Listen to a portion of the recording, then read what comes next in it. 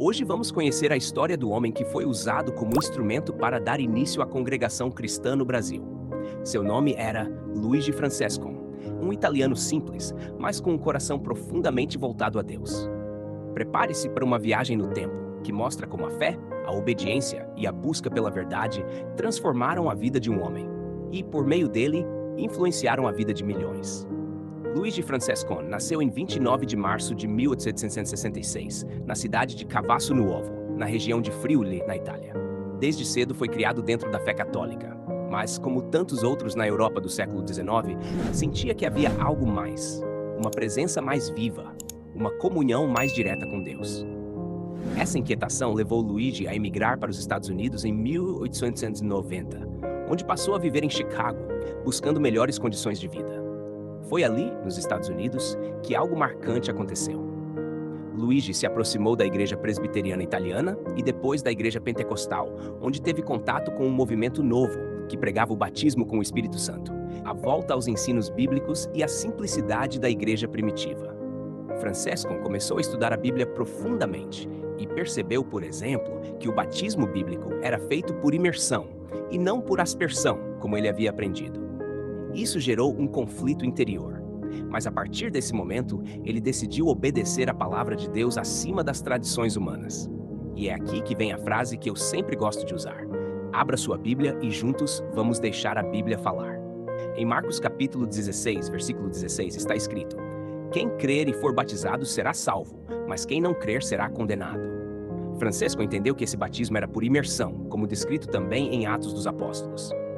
Ele foi então batizado novamente, dessa vez por imersão, e começou a ensinar isso a outros. Mas ele não parou por aí. Movido por uma convicção profunda e por revelações que ele entendeu como sendo de Deus, Luigi Francescon sentiu um chamado para pregar também em outros países, e um desses países era o Brasil. Foi em 1910 que Luigi chegou ao Brasil pela primeira vez, desembarcando em São Paulo. Ele não conhecia ninguém aqui, mas confiando plenamente na direção de Deus, começou a visitar famílias de imigrantes italianos, falando sobre Jesus, sobre o arrependimento, sobre o novo nascimento e principalmente sobre a necessidade de viver segundo a palavra e não segundo as tradições humanas. Em um salão simples, no bairro do Brás, a primeira reunião foi realizada. Ali nascia um movimento diferente, onde não se usavam instrumentos musicais, onde não havia líderes pagos com salário, onde não se cobrava dízimo e onde a Bíblia era a autoridade suprema. Ali nascia a Congregação Cristã no Brasil. Francescon voltou outras vezes ao Brasil, sempre incentivando a simplicidade, a oração, a doutrina baseada apenas na Bíblia. Ele mesmo não queria ser chamado de fundador. Ele dizia que a obra era de Deus e que os homens eram apenas servos. Mas é inegável que Luigi Francescon foi o instrumento usado para plantar essa semente.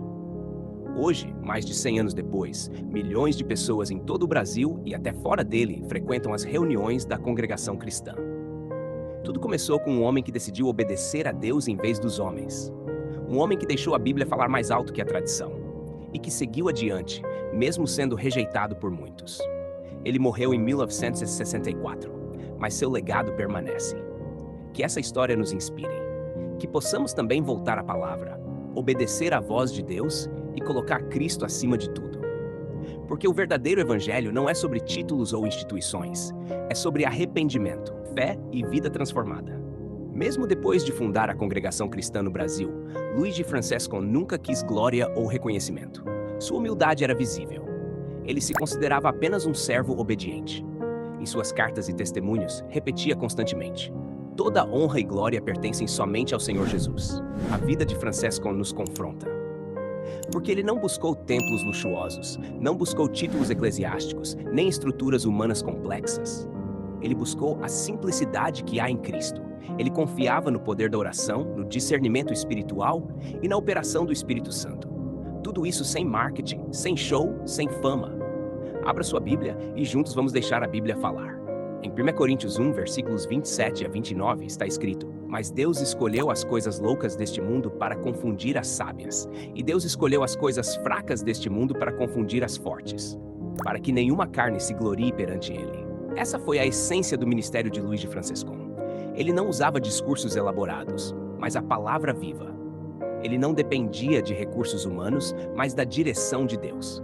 E por isso a obra cresceu, não por causa dele, mas porque Deus era glorificado em tudo. Mas com o passar dos anos, a obra cresceu, se espalhou por todo o Brasil.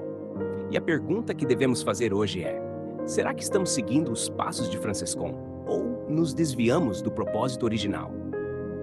A congregação ainda preserva muitas dessas raízes: a doutrina, a oração, a sobriedade. Mas cada geração precisa voltar à fonte, voltar à palavra.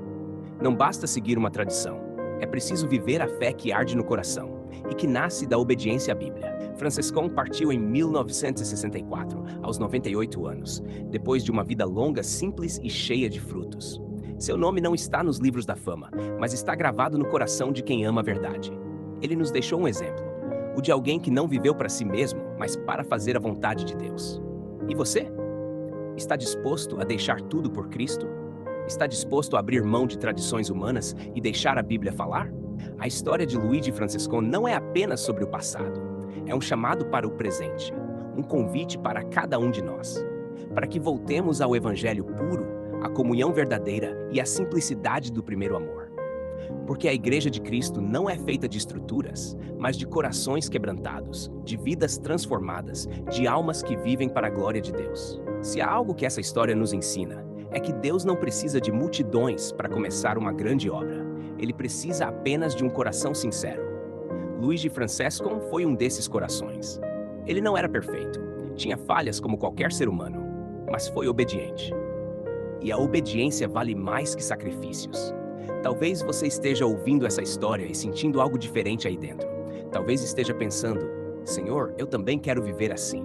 Eu também quero voltar ao que é puro, ao que é verdadeiro.